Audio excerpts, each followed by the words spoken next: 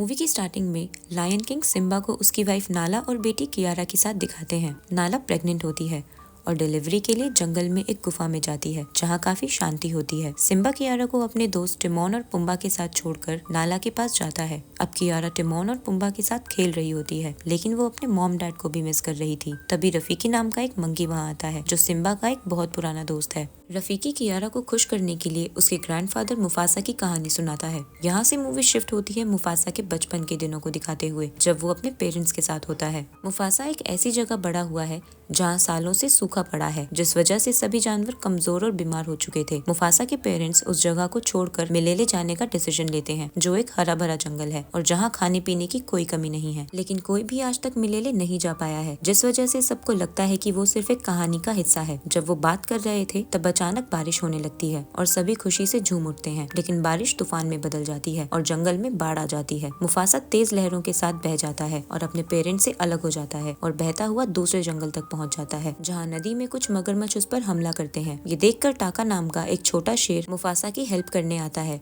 और उसे नदी से बाहर निकाल लेता है। तभी टाका की माँ एशे वहाँ आ जाती है और दोनों बच्चों को नदी से दूर ले जाती है। टाका अपनी माँ से पूछता है कि क्या हम मुफासा को घर ले जा सकते हैं, लेकिन उसकी माँ ने कहा कि उनके ग्रुप के रूल के मुताबिक बाहर के लोगों को हम अपने साथ नहीं रख सकते। मुफासा उसे बताता है कि मेरे पिता हमारे जंगल के राजा हैं, लेकिन एक बाढ़ ने मुझे मेरे माँ बाप से अलग कर दिया, इसलिए मैं यहाँ तक पहुँचा। उसकी कहानी सुनकर एशे पिघल जाती है और उसे घर ले आती है, जहाँ मुफासा की मुलाकात टाका के पिता ओबासी से हुई। लेकिन ओबासी उसे देखकर काफी गुस्सा करता है और कहता है कि हम खानदानी शाही शेर हैं और किसी मामूली शेर को अपने साथ नहीं रख सकते। मुफासा कहता है कि मैं कोई मामूली शेर नहीं हूँ, मैं आपके बहुत काम आ सकता हूँ। ये सुनकर ओबासी उसे टाका के साथ रेस करने के लिए कहता है और अगर वो जीता तो ही वो उसे अपने ग्रुप में रखेगा। रेस शुरू होती है और टाका की रफ्तार मुफासा को पीछे छोड़ देती है, लेकिन उसने अपनी रफ्तार धीमी कर दी और मुफासा को जीतने दिया, क्योंकि उसे एक भाई चाहिए था। टाका जानबूझकर हार जाता है और मुफासा जीत जाता है। ओबासी मुफासा को अपने साथ रहने की परमिशन देता है, जिससे टाका बहुत खुश होता है। लेकिन उसका पिता काफी गुस्सा था और उसने टाका को वार्न करते हुए कहा कि जिसे तुम अपना भाई समझ रहे हो वो एक दिन तुमसे तुम्हारा हक छीन सकता है। लेकिन टाका और मुफासा के बीच बहुत प्यार होता है। फिर भी ओबासी ने कभी मुफासा को अपने ग्रुप का हिस्सा नहीं माना और हमेशा उसे एक आउटसाइडर ही समझा। समय बीतता गया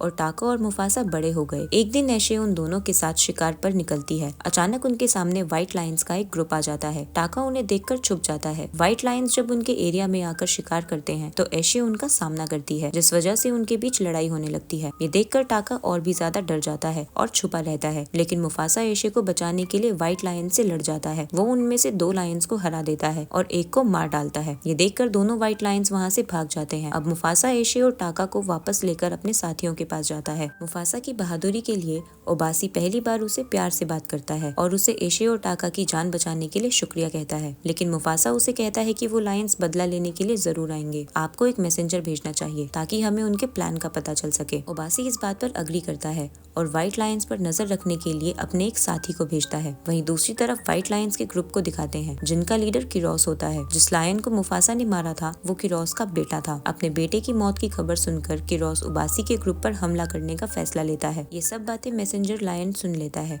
और वो वापस ओबासी के पास जाकर उसे किरोस के प्लान के बारे में बताता है। वो ये भी कहता है कि व्हाइट लायंस का ग्रुप हमसे कहीं ज्यादा बड़ा है और ताकतवर भी है। ओबासी और एशे टाका को वहाँ से जाने के लिए कहते हैं और मुफासा को उसे प्रोटेक्ट करने के लिए कहा जाता है। ओबासी अपने ग्रुप के साथ व्हाइट लायंस का सामना करने के लिए वहीं रुकता है। टाका और मुफासा वहाँ से निकल जाते हैं। वहीं दूसरी तरफ किरोस अपने ग्रुप के साथ ओबासी और बाकी सभी पर अटैक करने पहुँच जाता है। वो ये जानता था कि उसके बेटे को मारने वाला शेर जवान था, लेकिन ये सभी बूढ़े शेर हैं, तो वो अपने साथियों के साथ मिलकर उन सभी को मार डालता है और टाका और मुफासा को ढूंढने निकल पड़ता है। वहीं दूसरी तरफ मुफासा और टाका रेस्ट करने के लिए एक जगह रुकते हैं और उन्हें अपने ग्रुप की चिंता हो रही होती है। तभी वहाँ व्हाइट लायंस आ जाते हैं और उन्हें घेर लेते हैं। किरोस उनसे पूछता है कि मेरे बेटे को किसने मारा। बिना किसी डर के मुफासा कहता है कि मैंने उसे मारा था, लेकिन व्हाइट लायंस ने उसकी बात पर विश्वास नहीं किया, क्योंकि उन्हें टाका के घाव से रॉयल खून की महक आ रही होती है और उन्हें लगता है कि एक प्रिंस ही दूसरे प्रिंस को मार सकता है। मुफासा की सभी कोशिशों के बावजूद व्हाइट लायंस का ध्यान सिर्फ टाका पर था और वो सभी उस पर अटैक करने लगते हैं। वो दोनों एक पहाड़ के किनारे पर पहुंच जाते हैं और अपनी जान बचाने के लिए पहाड़ से नीचे नदी में कूद जाते हैं और तैरते हुए एक जंगल की तरफ निकल जाते हैं। वहाँ उन्हें सराबी नाम की एक लायनेस मिलती है। वो उन्हें बताती है कि व्हाइट लायंस ने उसके पूरे झुंड को मार दिया है और वो ही अकेली बची है। सराबी ने उन्हें जाजू से मिलवाया, जो एक छोटा सा परिंदा था जो उसे आसपास के खतरे से वार्न करता था। सराबी ने बताया कि वो मिलेले की तरफ जा रही है। टाका और मुफासा भी सुरक्षा की तलाश में थे, इसलिए वो भी उसके साथ मिलेले जाने का फैसला करते हैं। सबने मिलकर अपना सफर शुरू किया। थोड़ी दूर जाने पर उन्हें रफीकी मिला, जिसे उसके साथियों ने अपने ग्रुप से निकाल दिया था। वो रफीकी का शिकार करने लगते हैं। तभी वो उन्हें कहता है कि मुझे मिलेले का रास्ता पता है। वो सभी हैरान हो जाते हैं। रफीकी उन्हें कहता है कि मेरे पास कुछ स्पेशल पावर्स हैं, जिससे मैं फ्यूचर की झलक देख सकता हूँ, और मैं ये भी जानता हूँ कि तुम सब मिलकर मिलेले का रास्ता ढूंढ रहे हो और इसमें मैं तुम्हारी मदद कर सकता हूँ। ये सुनकर उन्होंने रफीकी को खाने का प्लान छोड़ दिया और उसे अपने ग्रुप में शामिल कर लिया। जैसे ही सुबह हुई, रफीकी ने हवा से महसूस किया कि व्हाइट लायंस अभी भी उनका पीछा कर रहे हैं। वो सभी अपना सफर शुरू करते हैं। रास्ते में टाका ने मुफासा से कहा कि वो सराबी को पसंद करता है। मुफासा ने मुस्कुराते हुए उसे सलाह दी कि वो उसे इम्प्रेस करने के लिए उसकी तारीफ करे। टाका उसकी बात मानता है और सराबी को इम्प्रेस करने की कोशिश करने लगता है। जल्दी उन्हें हाथियों का एक झुंड दिखता है। वहीं दूसरी तरफ व्हाइट लायंस भी उनके सामने आ जाते हैं। उनसे बचने के लिए सराबी एक पेड़ पर चढ़कर मधुमक्खी का छत्ता तोड़ देती है, जिससे मधुमक्खियां हवा में उड़ने लगती है और हाथियों के बीच भगदड़ मच जाती है। व्हाइट लायंस हाथियों के बीच फंस जाते हैं। वो सभी व्हाइट लायंस से बच जाते हैं, लेकिन जैसे ही सराबी पेड़ से नीचे उतरने लगती है, वो हाथियों के झुंड में गिर जाती है और बेहोश हो जाती है। ये देखकर मुफासा उसे बचाने जाता है और उसे कवर करके हाथियों से बचाता है। हाथियों के दौड़ने से पहाड़ों के किनारे टूट गए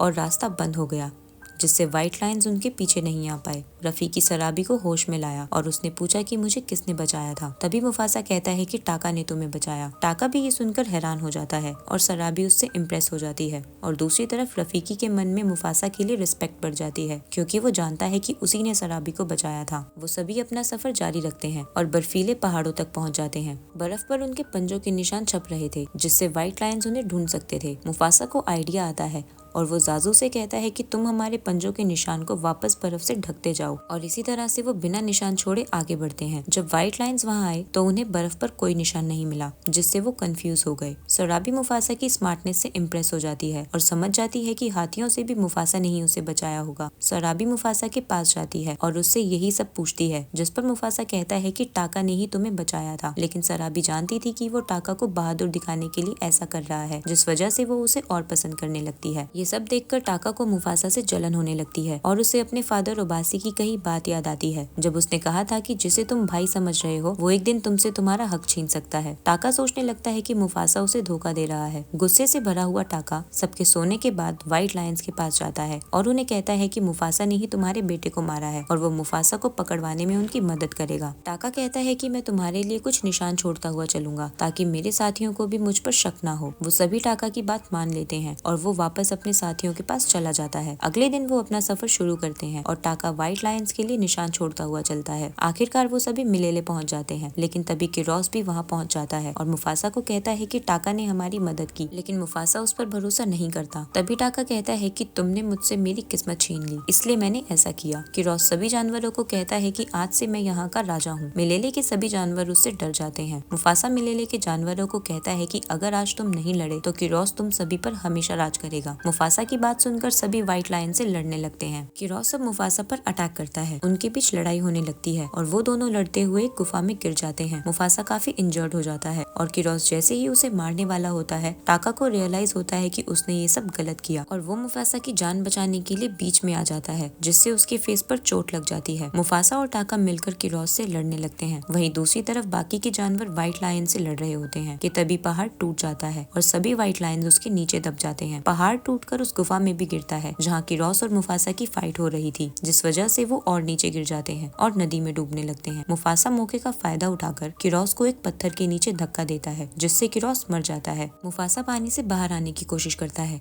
और टाका उसका हाथ पकड़कर उसे बाहर निकाल लेता है। मुफासा की बहादुरी देखकर मिलेले के जानवरों ने उसे राजा बना दिया। तभी वहाँ एक शेरनी आती है जो मुफासा को पहचान लेती है और वो कोई और नहीं उसकी माँ होती है। मुफासा खुशी से भर गया और अपनी माँ से मिला। उसके बाद टाका मुफासा के पास आकर उससे माफी मांगता है, लेकिन सभी जानवरों ने टाका को गद्दार कहकर उसे वहाँ से जाने को कहा। मुफासा सभी को शांत करता है और टाका को अपने साथ ही रखता है, लेकिन वो उसे माफ नहीं करता और उसका नाम लेना भी छोड़ देता है। टाका की चोट की वजह से उसका नाम स्कार पड़ जाता है और वो अब मुफासा से जलने लगता है और वहाँ से चला जाता है। कुछ समय बाद मुफासा और सराबी का बेटा हुआ जो सिम्बा है। इसके साथ रफीकी की कहानी खत्म होती है और कियारा देखती है कि उसकी माँ नाला और पिता सिम्बा वापस आ गए हैं और उनके साथ एक छोटा शेर भी है जो उसका भाई है। कियारा उन सभी को देखकर बहुत खुश होती है और इसी के साथ मूवी यहीं एंड हो जाती है। अगर आपको हमारी वीडियो पसंद आई तो उसे लाइक जरूर करें और ऐसे ही अमेजिंग मूवीज के एक्सप्लेनेशन के लिए हमारे चैनल को सब्सक्राइब करें। Thanks for watching.